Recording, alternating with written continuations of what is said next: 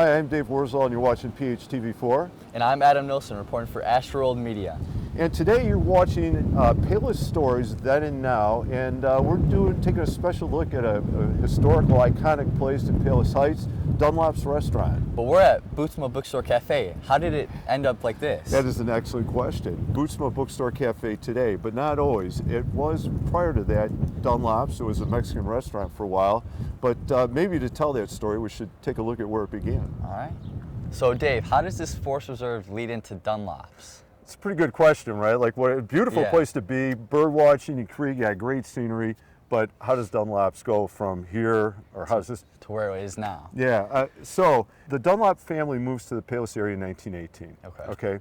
And they open up a little food stand, not here, on LaGrange Road, which is that way. Right now we're just off Keene Avenue and about 118th Street. And then they ultimately decide that this, oddly enough, is a better location. Several things were happening. So the fast version of this is, you know, I'm sure you're aware, I'm sure you pay attention to history classes. Chicago had, you know, they had cholera outbreaks, and even in the early 1900s, cholera was still an issue.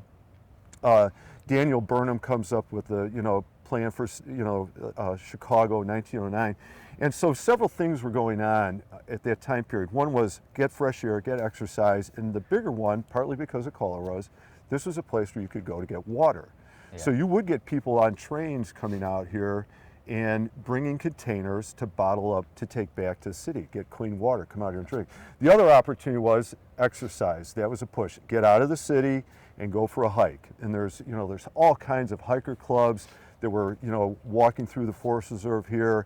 And I don't mean like 4 or 5 people like we see today. Yeah. I mean, like, imagine a train depot, people getting off the train and then making their way to the trails out here. There were a lot of horse owners out here, so there were kind of those type of footpaths. When the Forest Reserve buys up the land, they start to groom some of those trails, and then you'll see, even they still exist, where a trail was, or a bridge, or, those kinds of things. People were coming out here to hike. They were coming out here in the winter to go down the toboggan slides or ski jump or go to the gun club. So actually, and then on 119th Street, you had settlers and there was a school there. And so this was actually a little bit more bustling than it is today. Yeah, there's a lot of foot traffic going in and out. So do you know anything that was on the Dunlop's menu back then, or like any idea? Right, because it's not a restaurant, right? Yeah. It's not like what, it will become. So imagine a food stand here. So 1927, they have a food stand, and they're doing like hot dogs and burgers, and eventually, beef sandwiches and soda and ice cream. Unfortunately, that food stand will burn down. Oh, wow. Yeah, but then just a few years later, 1931, we've got another one, and then you can see they do the next step. All that same stuff, and now fried chicken shows up on that menu. So it's, now we're getting closer to the Dunlops move. Eventually they're going to decide, you know what? We need something bigger. Let's do something bigger. And they make the move to Palos Heights, and they're living above a family restaurant owned by the Hahn family.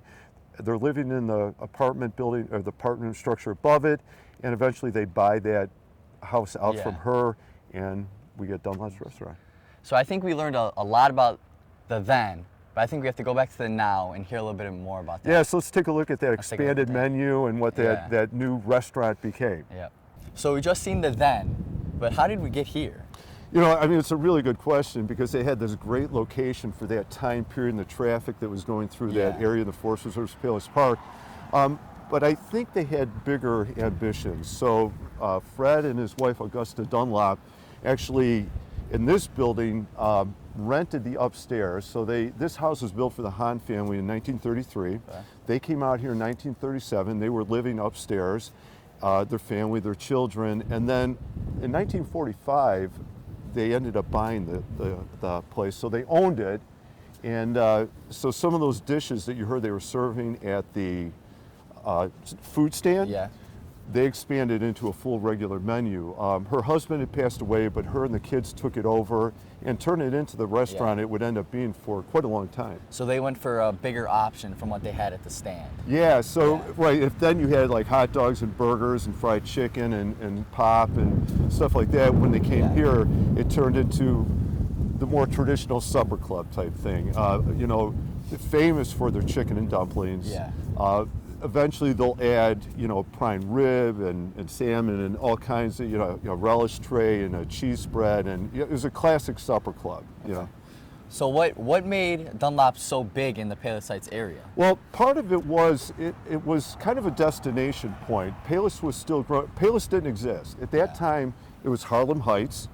Harlem Heights, it was called that because Harlem Avenue was the main, street, and there were houses out here, sparsely. It was a little bit of a retreat place, vacation destination. People coming out of Chicago, maybe we had vacation homes in the Palos area.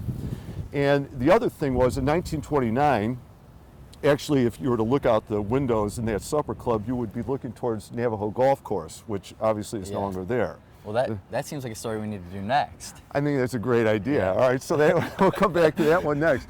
So at that point, Dunlop still exists, right? Yeah. It's not this cafe yet, but the campus is there and the golf course is gone. Yeah.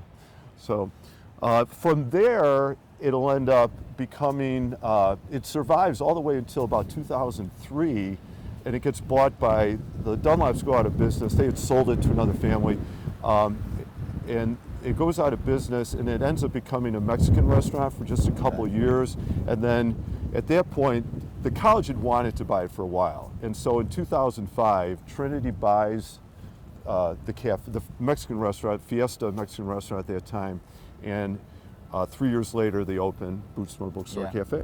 And now it's more of a place for students to study, maybe get some breakfast and stuff like that. Yeah, it's got a little snack thing going, the hot drinks and pastry or dessert type items. It's got a beautiful fireplace inside.